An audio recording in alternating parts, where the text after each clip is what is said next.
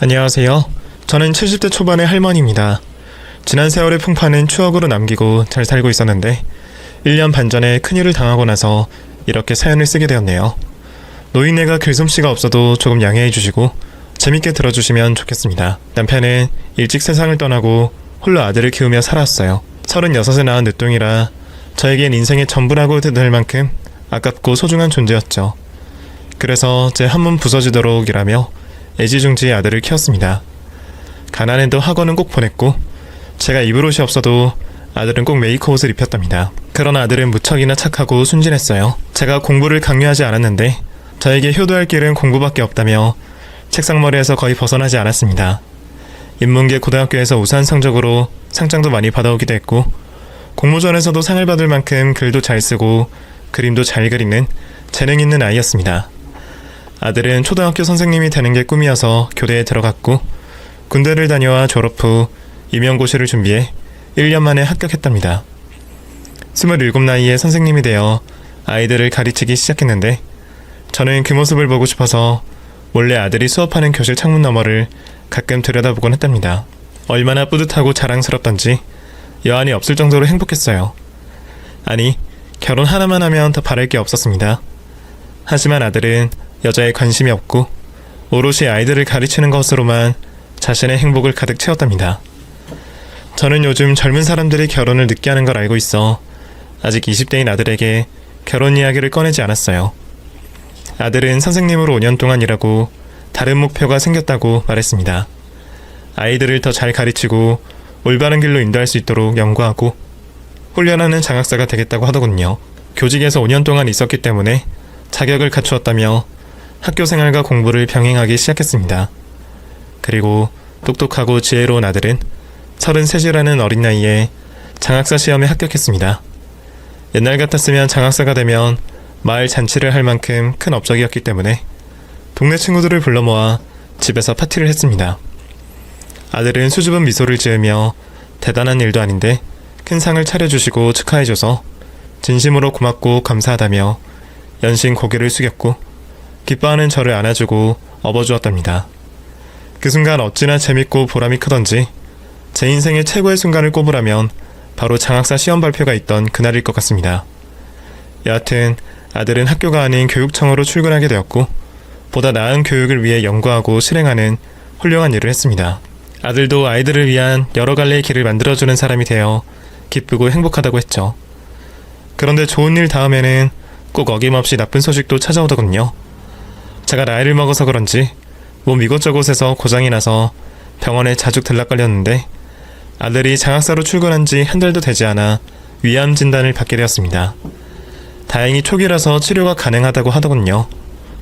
저는 아들이 잘된 걸 보고 여한이 없어 마음을 내려놓고 병원에 입원해 방사선 치료와 항암 치료를 받았습니다. 수술할 정도의 크기가 되지 않아 이 정도 치료만 받아도 완치가 되었기 때문이죠. 그래서 한 달가량 병원에 입원해 작은 암을 물리치고 집으로 돌아왔습니다. 아들 녀석은 저 때문에 잠도 못 자고 밥도 거의 먹지 못해 삐쩍 말라 있었습니다. 엄마 괜찮아요? 제가 엄마를 제대로 돌보지 못해 이런 일이 생긴 것 같아요. 또 평생 제 뒷바라지만 하셔서 몸이 견디지 못해 병이 난 것 같다고요. 죄송해요 엄마. 얘가 별소리를 다 하네. 별로 아프지도 않았어. 빨리 검사를 받아서 금세 나았잖니. 엄마는 아무렇지 않으니까 신경 쓰지 말거라. 엄마, 뭐 드시고 싶은 거나 가고 싶은 데 있으세요? 저랑 어디 꽃구경이라도 가실래요? 아들 녀석은 사슴 같은 눈망울로 온통 제 걱정이었습니다. 머리도 똑똑하고 인물도 출중하고 마음씨마저 일이 착하니 제가 아들 하나는 제대로 낳았구나 하는 생각을 했죠. 아들이 이것저것 원하는 걸 말하라고 하자 저도 모르게 이렇게 대답했습니다. 난 네가 참한 아가씨와 결혼하는 걸 보고 싶구나. 암에 한번 걸려보니 현철에 네가 예쁜 가정을 꾸려서 사는 걸 보고 가면 좋겠다는 마음이 들었어. 네? 결혼이요? 그래. 결혼도 하고 토끼니 같은 자식도 낳아서 잘 사는 모습을 봤으면 한다. 계속 미루다가 때를 놓치지 말고 하루빨리 좋은 여자를 찾았으면 좋겠구나. 아, 저도 그러고 싶은데 전 아직 만나는 여자도 없는걸요. 현철아, 내가 병원에 입원했을 때 옆에 있던 아줌마 봤지? 그 아줌마 아들도 너처럼 만나는 여자가 없었는데 결혼정보회사에 가입해서 석 달 만에 좋은 여자를 찾아서 결혼했다더라. 요즘은 그런 시스템이 잘 되어 있어서 얼마든지 빠른 시간에 결혼할 수 있다고. 제가 몸액 적신호를 한번 받아보니 저도 모르게 아들의 결혼을 보채게 되었네요. 그러자 아들은 고개를 끄덕이며 제 말대로 해보겠다고 대답했습니다. 그래서 저는 좋은 날을 기다리기로 했죠. 아들이 가입한 결혼정보회사는 제가 사는 지역에서 가장 잘 나간다는 곳이었어요. 거기서 결혼한 커플이 수천 명이 된다고 하더라고요. 요즘 사람들은 이런 식으로도 결혼을 하는구나 하고 신기하면서도 제 아들도 수천 명의 사람들 중 하나가 되길 간절히 바라고 기도했습니다. 그런데 정확히 2주가 지나자 아들 현철이가 마음에 드는 여성을 만났다며 연애하기 시작했다는 소식을 전했습니다. 벌써 마음에 드는 아가씨를 찾았다고? 아유, 잘됐다. 아주 잘했어. 사귀기 시작하긴 했는데 아직 잘 모르겠어요. 그냥 단순한 연애가 아니라 결혼을 전제로 한 만남이다 보니 조심스럽기만 해요. 에이, 네가 연애를 너무 안 해서 그런 거야. 사귀다 맞지 않으면 헤어지고 다른 아가씨를 만나도 충분하니까 잘 생각하면서 만나봐. 네, 그렇긴 하겠지만 지금 만나는 여자가 제일 마음에 들었어요. 성격도 좋고 얼굴도 예뻐요. 엄마가 보시면 엄청 좋아할 만한 사람이에요. 그래? 그럼 다음에 한번 집에 데리고 와봐. 엄마가 어떤 여자인지 봐줄 테니까. 그러자 아들은 조금 더 만나보고 결혼에 대한 확신이 서면 집에 데려온다고 하더군요. 오랜만에 하는 연애라서 그런지 많이 부끄러운 모양이었습니다. 2달의 시간이 지나자 현철이가 예고했던 대로 며느리감을 데리고 왔습니다. 두 사람은 벌써 결혼을 약속했다며 손가락에 똑같은 반지를 나누어 끼고 손을 잡고 들어왔답니다. 저는 흐뭇한 미소를 보내며 예비 며느리를 맞이했고 오랜만에 주방에서 솜씨를 발휘했습니다. 아가씨, 차린 건 별로 없지만 많이 들어요. 어머님 차린 게 없다뇨. 너무 많아서 뭐부터 먹어야 할지 모르겠다고요. 그리고 어머님, 말씀 편하게 해주세요. 저 현철 씨랑 결혼하고 싶은 여자입니다. 어머님의 며느리가 되고 싶어 온 사람이니 말씀 놓으세요. 아가씨가 말도 예쁘게 하네. 알았수다. 내가 말을 놓도록 하지. 그런데 아가씨는 하는 일이 뭔가? 저는 직업 같은 건 상관없다 생각했는데 입에서는 먼저 하는 일을 묻게 되더라고요. 저도 어쩔 수 없는 노인네인가 봅니다. 제 물음에 며느리감이 대답했습니다. 저는 초등학교 교사입니다. 여기서 멀지 않은 우승 초등학교에서 아이들을 가르치고 있어요. 그게 정말이야? 현철이도 얼마 전까지 선생님이었는데 역시 사람은 비슷한 사람끼리 만나야 하는 법인가 봐. 두 사람 너무 잘 어울려. 하는 일도 비슷하고 생각하는 가치관도 비슷할 테니 정말 잘 됐어. 네, 맞아요. 저도 최종 목표는 현철 씨처럼 장학사가 되는 거예요. 물론 어렵겠지만 오빠랑 똑같은 길을 가고 싶습니다. 아들이 데리고 온 며느리감은 얼굴과 성격만 마음에 드는 게 아니라 교육자라는 것까지 똑같아서 너무 기쁘고 좋았습니다. 저는 허락하고 말고 없이 두 사람이 원할 때면 아무 때나 결혼식을 올리라고 말해주었어요. 아들과 며느리감은 2달 정도 연애를 더 하고 나서야 결혼을 하겠다고 하더군요. 바로 진행하겠다고 해서 바로 상견례를 치르게 되었습니다. 고급 한식당에 넓고 아늑한 방을 예약한 아들 덕분에 편하게 방석 위에 앉아 사돈 부부를 만나게 되었어요. 음식은 코스로 주문하고 바로 이야기를 나누었습니다. 사돈네가 낯을 가리는 것 같아 제가 먼저 말을 건넸어요. 바깥사돈, 사부인, 두 분은 어쩜 이리도 예쁜 딸을 두셨어요? 정말이지 눈에 넣어도 아프지 않을 만큼 예쁜 사람이에요. 이렇게 귀한 딸을 제 아들과 결혼하게 허락해 주셔서 진심으로 감사합니다. 정중하게 고개를 숙이며 감사 인사를 드렸더니 바깥사돈이 허허 웃으시며 대답하셨습니다. 아이고, 저희야말로 사돈께 진심으로 감사드립니다. 장하삭씩이나 되는 데다 인물 성품까지 훌륭한 친구를 저희 딸에게 주셨으니 저희가 복덩이를 잡았다고요. 사돈, 혼자 아들을 키웠다고 들었는데 정말 대단하십니다. 도대체 어떻게 키우셨길래 이리도 훌륭할 수가 있죠? 칭찬을 주고받자 음식이 나와서 허기진 배를 채우며 대화를 이어나갔습니다. 그런데 안사돈이 실수 하나를 하더군요. 음식 괜찮네. 다들 잘 드시는 걸 보니 기분이 좋네요. 그런데 지은아, 너는 먹는 게 왜 이래? 왜 그래? 입에 안 맞니? 사부인 지훈이라뇨? 며느리 이름은 희영이잖아요. 그러자 사부인의 얼굴이 빨갛게 달아올라 어쩔 줄 몰라 하더군요. 그런데 옆에 계시던 바깥사돈이 껄껄 웃으며 말하더군요. 허허허, 이 사람이 희영이 아기 때 이름을 부른 겁니다. 원래 아기 때 부르던 이름이 따로 있기 마련이잖아요. 이 사람이 종종 희영이를 지훈이라고 부릅니다. 아, 아기 때 이름이요? 난 또 며느리 이름을 잘못 알았나 해서 놀랐네요. 그렇게 바깥사돈이 해명을 해줬음에도 사부인의 표정은 쉽게 풀리지 않았습니다. 긴장해서 그런 건가 싶어 일부러 시선을 바깥사돈 쪽에 두고 식사를 이어갔습니다. 배를 채우고 나서 아들 내외의 결혼 이야기를 시작했습니다. 신혼집을 어디로 얻을지, 혼수는 어떻게 할지, 예단엔 생략을 할 것인지 등등 많은 대화를 나누었는데 저 혼자만 떠들었고 사돈네에는 어떻게 하든지 제 의견을 따르겠다고만 하셨습니다. 그래서 요구하실 게 있으면 얼마든지 말씀해도 좋다고 말씀드렸습니다. 사돈, 필요하신 게 있으시면 얼마든지 말씀하세요. 애들 신혼집을 어느 동네로 얻고 싶으신지, 예식장은 어디로 할지 생각 안 해보셨어요? 아, 사돈. 저희는 사돈이 말씀하신 대로 따르겠습니다. 훌륭한 아드님을 두셨으니 원하는 게 있으시면 무엇이든 말씀하세요. 아이고, 아닙니다. 저한테는 아무것도 해주지 않으셔도 돼요. 애들한테 필요한 거나 마련해 주시면 됩니다. 그래서 신혼집과 혼수를 적당한 선에서 마련하기로 대화를 마무리했습니다. 저는 그동안 아들의 결혼 적금을 들어온 터라 아파트 한 채 정도는 해줄 수 있었네요. 아들과 며느리는 둘이 살 집을 구하러 여러 곳을 돌아다녔는데 결정한 집이 있다며 저를 그리로 데려갔습니다. 입구부터 고급스러운 아파트였는데 보안이 어찌나 철저하고 복잡하던지 혼자 오면 길을 잃을 것 같더라고요. 또 현관문을 열고 집 안으로 들어갔더니 운동장처럼 엄청 넓고 인테리어도 호텔처럼 화려했습니다. 여기가 너희가 고른 집이야? 정말 화려하고 아름답구나. 그런데 집이 너무 큰 거 아니야? 둘이 살 건데 너무 넓지 않을까? 제가 신혼집을 해줄 터라 수지가 맞는 집을 찾아야 했는데 거긴 대충 봐도 10억이 넘을 것 같았습니다. 제 물음에 며느리가 싱긋 웃으며 대답하더군요. 어머님, 여기가 조금 비싸긴 하지만 나중을 생각하면 이만한 집이 없어요. 여긴 집값이 계속 오르고 있어서 나중에 팔 때 큰 이득을 볼 수 있다고요. 그리고 저랑 현철씨가 나중에 아기를 낳으면 키우기도 엄청 좋아요. 건물 자체가 일반 아파트랑 달라서 층간소음도 없고 이웃들도 모두 현철씨처럼 지적이고 교양 있는 사람들이라 싸울 일도 없다고요.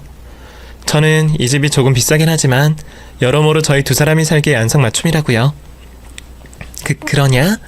네가 좋다니까 네 집을 해주고 싶다면 내가 이 정도 마련해줄 형편까지는 안 되는데 미안해서 어쩌냐? 제가 다른 집을 구하라는 말을 돌려서 했더니 이번에는 아들 녀석이 말하더군요. 엄마, 걱정 마세요. 저도 모아둔 돈이 있고 대출도 많이 받을 수 있으니 충분히 마련할 수 있어요. 엄마 혼자서 다 감당하실 필요가 없다고요. 너도 이 집이 마음에 드는 거니? 엄마 생각은 처음부터 너무 큰 곳을 정한 게 아닐까 싶은데. 그 집은 누가 봐도 재력이 어마어마한 사람들이 들어가 사는 집 같아서 애들로 말하며 애들의 마음을 돌리게 하려 했는데 제 말을 들어주지 않더라고요. 그래서 일단 생각을 며칠 해보자고 한 뒤 돌아왔습니다. 그리고 아들에게 줄 통장을 꺼내 잔액을 확인해봤는데 그 아파트에 반값도 되지 않는 돈이 들어있었어요. 아들이 장학사이긴 하지만 선생님으로 5년밖에 일하지 않았고 큰 돈을 모으지 못한 걸 알고 있어 5억 이상을 대출받는 상황이 올 것 같았죠. 그래서 이건 아니다 싶어 신혼집을 다른 곳으로 알아보라고 했더니 며느리가 그 집이 아니면 안 된다고 고집을 부렸다네요. 제가 며느리를 잘못 봤나 싶어 오랜 시간을 생각해봤는데 사람은 누구나 태어날 때부터 욕심을 가지고 태어나는 것이고 제가 저렴한 아파트를 마련해 주려는 건 역시 제 욕심이라는 생각이 들었습니다. 그래서 아들이 많은 대출을 받더라도 며느리가 마음에 들어하는 아파트에 들어가 살라고 했죠. 저는 4억이 든 통장을 아들에게 주며 신혼집 사는데 보태라고 건네주었습니다. 그렇게 제가 아들에게 해줄 수 있는 걸 다 해줘서 마음을 비웠답니다. 혼수는 며느리 쪽에서 하는 것이니 제가 관여하지 않고 결과만 보기로 했습니다. 2주 뒤 계약한 신혼집에 혼수가 들어왔다며 구경 오라는 연락에 찾아가 봤더니 사돈도 돈을 엄청 많이 쓰셨더라고요. 어머, 이거 다 외제 아니니? 소파가 한눈에 봐도 엄청 고급지다고. 어머님, 이거 프랑스에서 온 거예요. 우리나라에 딱 3개 들어온 고급 가구라고요. 그리고 침대랑 책상, 가전제품, 식기 도구 모두 유럽에서 비행기를 타고 온 최고급이에요. 어머나, 전부 다 외제품이라는 거니? 얘들아, 비싸고 좋은 걸 산 걸 뭐라 하고 싶진 않은데 너희 두 사람은 교육제 아니니? 이렇게 비싼 제품들을 쓰는 게 옳은 걸까? 어머님도 참 요즘 누가 그런 구세대적인 발상을 해요? 요즘 초등학교 선생님들 거의 모두가 외제차를 타고 다니는걸요? 그리고 우리나라 제품이라고 해도 그렇게 싸지도 않아요. 아무리 그래도 이건 너무 심한 게 아닌가 싶어. 이 집 자체가 한국이 아닌 외국에 있는 집 같다고. 너희들이 좋다면 내가 할 말은 없지만 처음부터 너무 무리하는 게 아니니? 사돈이 많이 힘드셨겠다. 아니에요. 저희 부모님이 가진 재산이 꽤 많아서 이 정도 혼수는 큰 부담이 되지 않아요. 그러니까 부담스럽게 보시지 말고 그냥 예쁘게 봐주세요, 어머님. 저희 이 집에서 10년은 넘게 살 건데 이왕이면 좋은 걸 쓰는 게 좋지 않겠어요? 제가 아무리 말해봤자 바뀌는 것도 없고 괜히 기분만 상할 것 같아 억지로 미소를 지으며 잘했다고 예쁘다고 말해주며 혼수 구경을 하고 나왔네요. 그런데 문제는 이게 끝이 아니었습니다. 당연히 사돈네가 혼수를 마련해 줬을 거라 생각했는데 집으로 아들의 카드 명세서와 대출금 명세서가 날아와 저를 기절 직전으로 놀라게 만들었습니다. 신혼집 대출금은 물론이고 혼수까지 대출을 받았더라고요. 그 비싼 가구와 집기, 가전제품 모두가 사돈과 며느리가 아닌 제 아들이 다 구비했던 겁니다. 그 순간 가슴이 철렁하고 주저앉았고 눈밑이 심하게 떨리며 겁이 났습니다. 저녁에 아들이 집에 들어오자 바로 말을 꺼냈습니다. 현철아, 너 이거 보니? 신혼집 대출금뿐만 아니라 혼수까지 대출을 받았더라? 금액을 보니까 혼수금으로 딱 떨어지는 것 같은데 내 말이 맞지? 이게 왜 우편으로 날아왔지?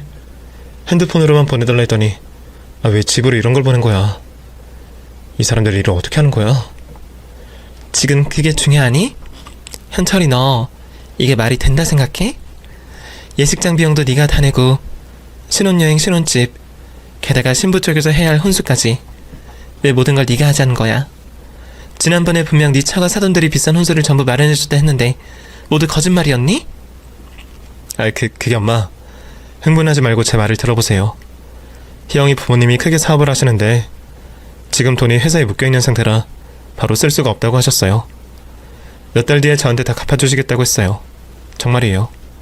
사실대로 말하려고 했는데 엄마가 오해하시고 지금처럼 흥분하실까봐 말하지 않은 거라고요. 그 말에 저는 안심할 수 없었습니다. 아무래도 며느리와 사돈네가 수상하게 느껴졌습니다. 현철아, 이건 아닌 것 같아. 아무리 돈이 묶여있어도 딸 시집 보낼 돈이 하나도 없다는 게 말이 되니? 난 그 집안이 의심스럽다. 뭔가 꺼림칙하단 말이야. 결혼을 뒤로 미루고 신혼집하고 혼수를 다 환불받으면 안 되겠니? 저는 깊게 생각하고 내린 결정을 말해주었는데 아들은 제 말을 듣고 화를 내더군요. 33년을 같이 살면서 아들이 화내는 걸 처음 보는 날이었어요.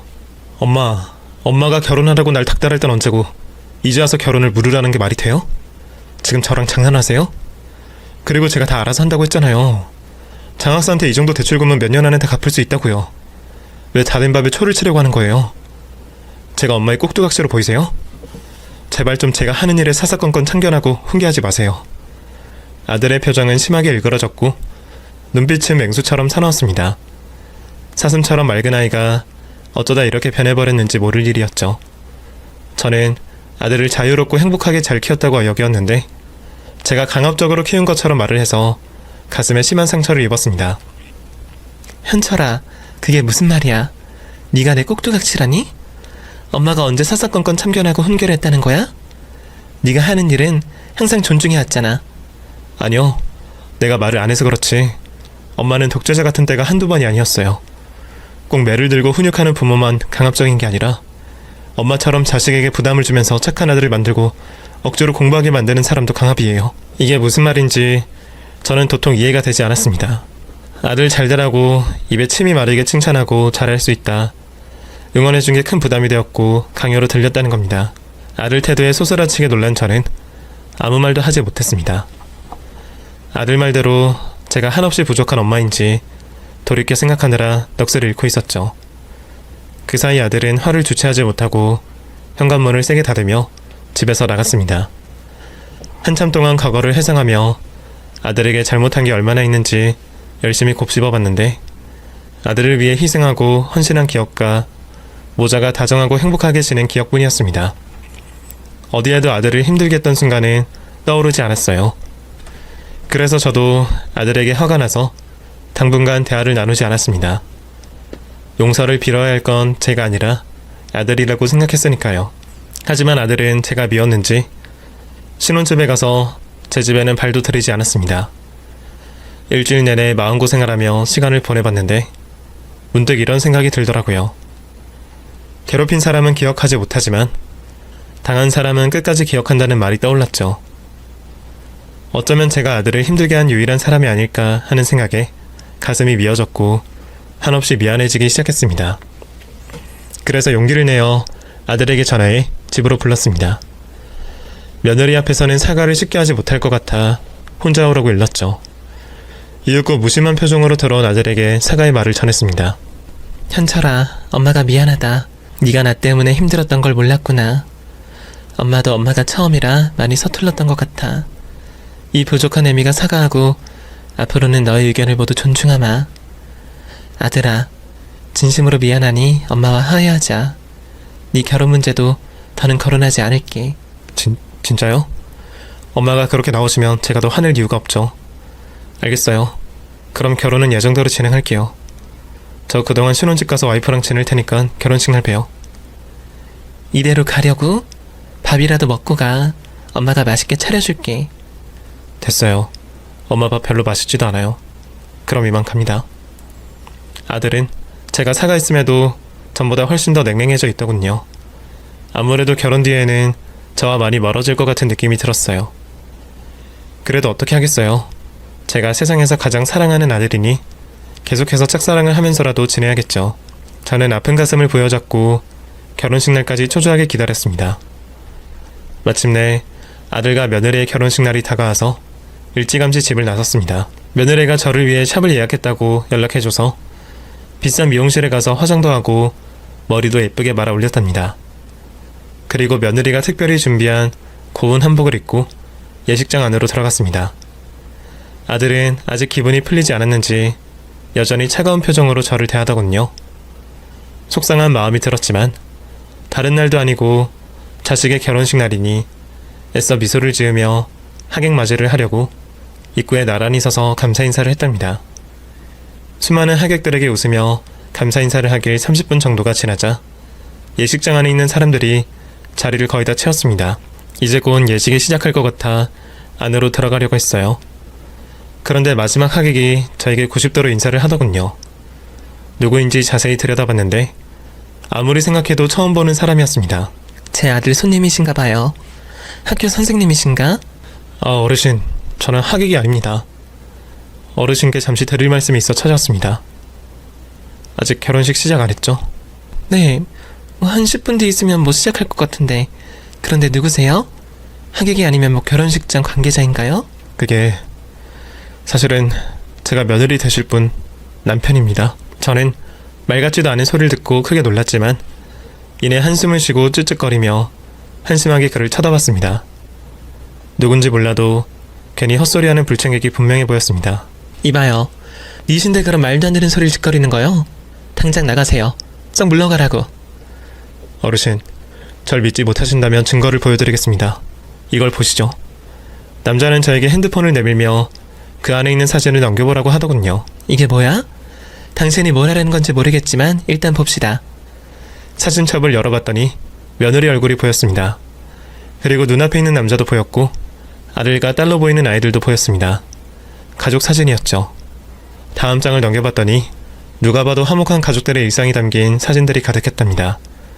너무 놀란 저는 남자에게 물었습니다. 이거 합성이죠? 내 며느리를 모함하려고 가짜 사진을 만들어 온 거 아니냐고요? 아직 믿지 못하시는군요. 그럼 동영상을 보여드리죠. 자, 이걸 보시면 저 어르신의 며느리가 될 여자가 부부라는 걸 믿으실 겁니다. 그 남자가 틀어준 영상을 보게 되었는데 며느리가 남자에게 여보라고 호칭을 했고 꼬마아이들에게 아들, 딸하고 부르는 걸 확인했답니다. 영상을 모두 보고 나자 하늘이 무너지는 기분을 느꼈습니다. 지금 아들은 사기 결혼을 당하기 직전인 순간이었습니다. 큰 충격을 받은 저는 바닥에 주저앉게 되었고 며느리의 남편이라는 사람이 어떻게 된 상황인지 설명하기 시작했습니다. 어르신, 많이 놀라셨죠? 그런데 모두 사실입니다. 제 아내는 저와 결혼 생활 중에 바람을 수도 없이 많이 피웠어요. 저는 자식들을 생각해서 이혼하지 않고 억지로 가정을 유지했습니다. 저 여자가 바람을 피우는 상대는 대개 사자들이었어요. 의사, 변호사, 검사, 판사 할 거 없이 사회에서 지위가 있다 싶으면 바로 꼬리를 쳐서 바람을 피웠죠. 저는 바보같이 참고 살면서 제발 바람을 피우지 말라고 매일 설득했습니다. 그래서 곧 마음을 다잡고 가정에만 충실하기로 했는데 어느 날 갑자기 사라졌어요. 핸드폰도 해지하고 거처도 확인되지 않은 상황이었죠. 처가에 찾아갔더니 장인 장모는 아무것도 모르고 계셨고요. 그래서 경찰서에 실종 신고를 했는데도 몇 달 동안 깜깜무소식이었어요. 저는 아내가 걱정돼서 발을 동동 구르다 사람 찾는데 도가 텄다는 탐정을 만나게 되었습니다. 그 사람에게 큰돈을 지불하고 아내를 찾아달라고 부탁했죠. 그런데 오늘 아침에 탐정에게 연락이 온 겁니다. 바로 여기서 결혼식을 올린다고 하더군요. 지금 신부 대기실에 있는 여자를 찾으러 여기 온 것이고 어르신께 사실을 구하는 겁니다. 아주 자세하게 상황을 설명한 남자의 말을 들었더니 믿기지 않는 부분이 있었습니다. 며느리는 학교 선생님인데다 식장 안에 있는 사돈네가 설명이 되질 않았어요. 실종된 사람이라면 어떻게 부모님을 모시고 결혼식장에 왔겠어요?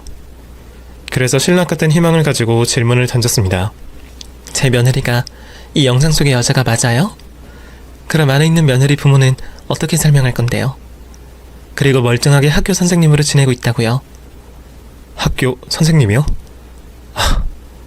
여기 신부 이름을 보니 이해가 되네요. 아내의 쌍둥이 동생이 김희영입니다. 아내 이름은 김희진이고요. 쌍둥이 동생은 비혼주의자인데다가 조용히 사는 사람이라 아무것도 모르고 있을 겁니다. 그리고 안에 있는 부모라는 사람들은 아마 대역 알바를 쓴 것 같네요. 어르신, 제 말 믿으시죠? 전 마누라 년과 이혼할 마음이라 상관하지 않으려고 했는데 어르신과 아드님이 피해보시기 전에 막아야 할 것 같아 이렇게 말씀드리는 겁니다.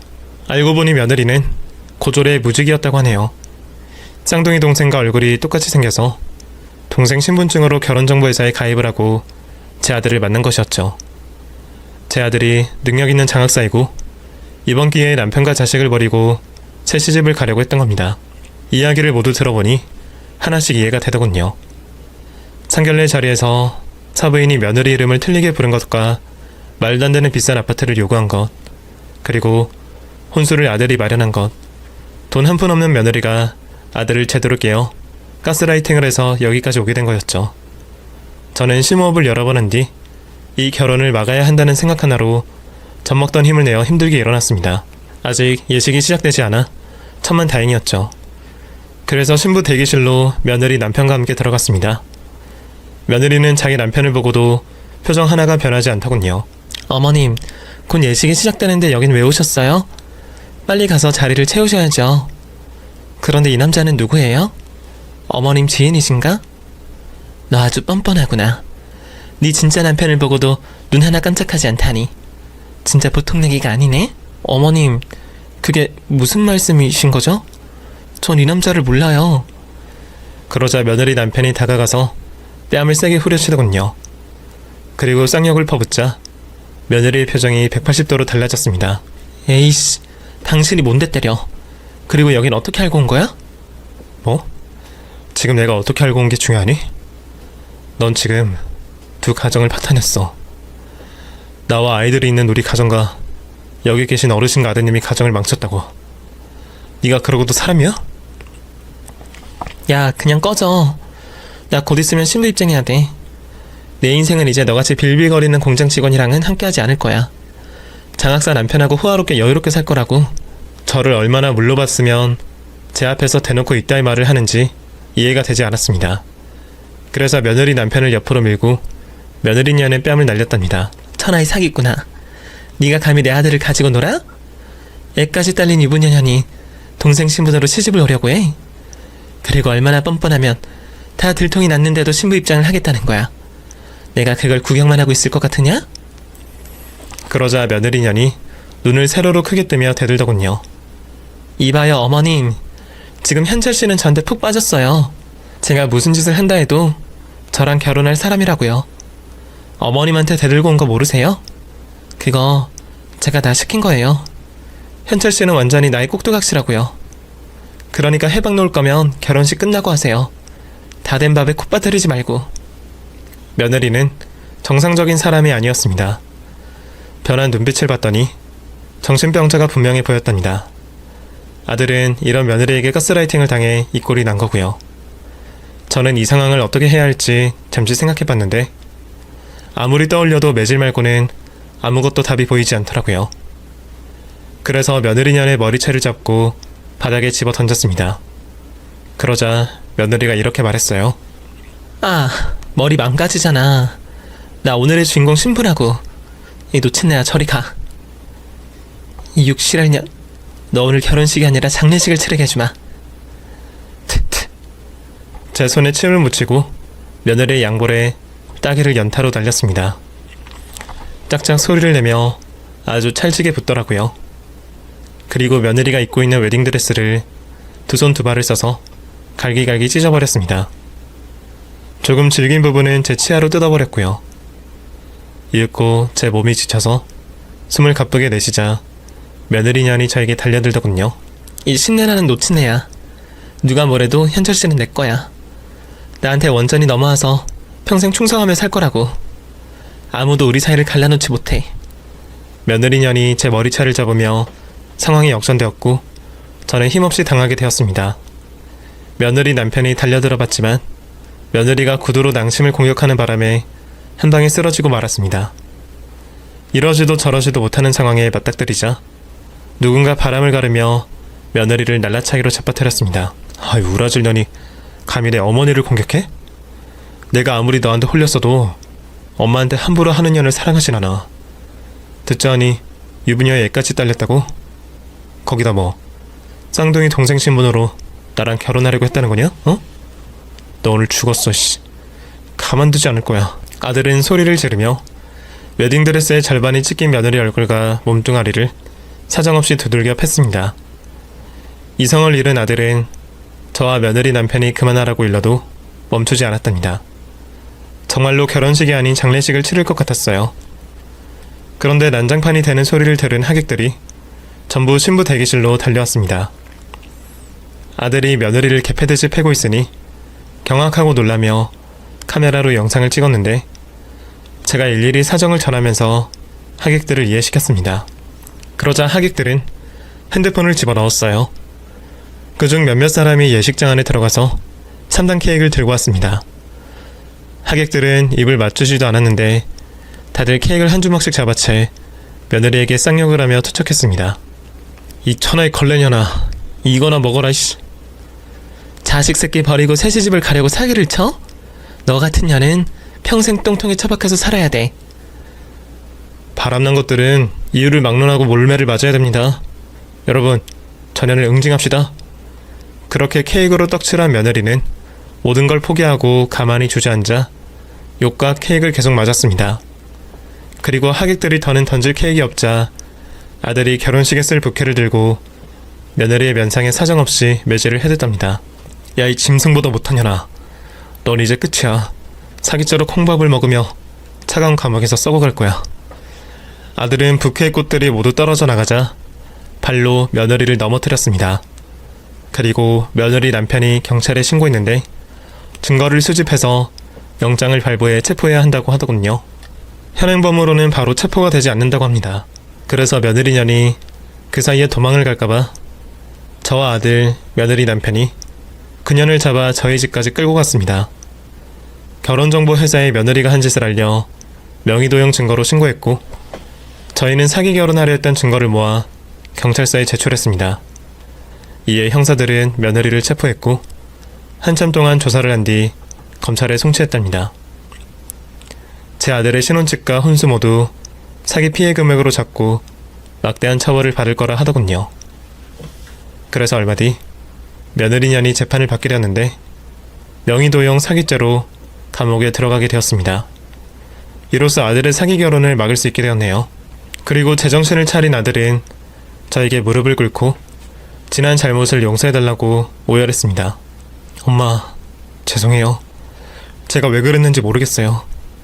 그 여자한테 단단히 홀려서 시키는 대로 하는 게 맞다고 판단했나봐요. 아니야, 현철아. 엄마가 모자란 건 사실이잖아. 내가 널 더 잘 키울 수 있었는데도 엄마도 처음이라 많이 부족했던 거야.